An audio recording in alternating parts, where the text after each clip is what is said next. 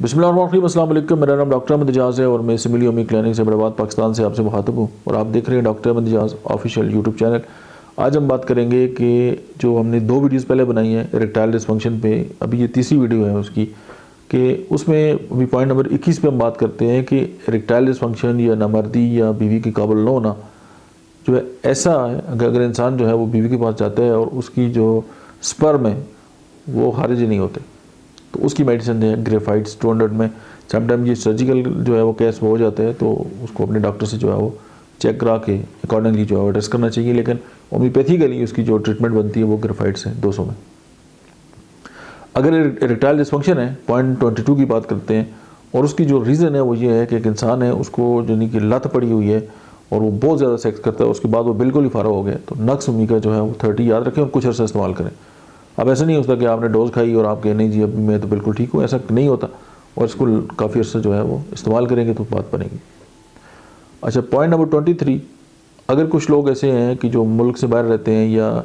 जिन्होंने अपनी ख्वाहिश को दबाया हुआ है तो और उनके अंदर जो है जिनसी ख्वाहिश को दबाने के साथ इरेक्टाइल डिस्फंक्शन हो गया तो उसकी मेडिसिन कोनियम मैक है 30 में 200 में आप इस्तेमाल करें। पॉइंट नंबर 24 है कि ऐसी इरेक्टाइल डिस्फंक्शन नमर्दी जिसमें मतलब है कि वो पूरे ही ना हो सके, अधूरा रह जाए, मतलब थोड़ा सा ठीक हो तो उसके बाद फार हो जाए, तो लाइकोपोडियम जो है वो 1 में आप इसको ज़रूर इस्तेमाल करें। पॉइंट नंबर 25 है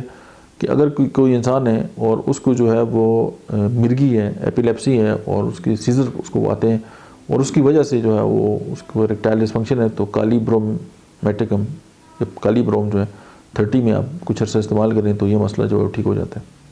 पॉइंट नंबर 26 ये है कि इरेक्टाइल डिस्फंक्शन है और बिल्कुल यंग बंदा है और उसको इस तरह का इशू हो गया तो लेक्टोका LACTUCA वायरोसा, लेक्टोका वायरोसा 3x में कुछ अर्सा इस्तेमाल करें और ज़िंदगी जो है उसको एंजॉय करें। पॉइंट नंबर 27 ये है कि नमर्दी जो है वो शुगर की वजह से है, तो उसमें आप ऐसा कर सकते हैं कि सजीजियम होम्योपैथिक मेडिसिन जो है वो mother tincture, Coca mother tincture, masks mother tincture,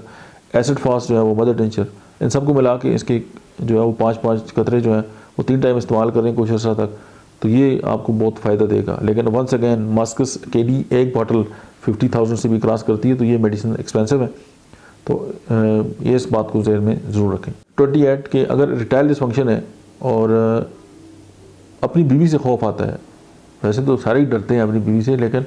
sexually जो है वो खौफ आता है तो पल्सटीला 1M जो है वो इस्तेमाल करनी चाहिए।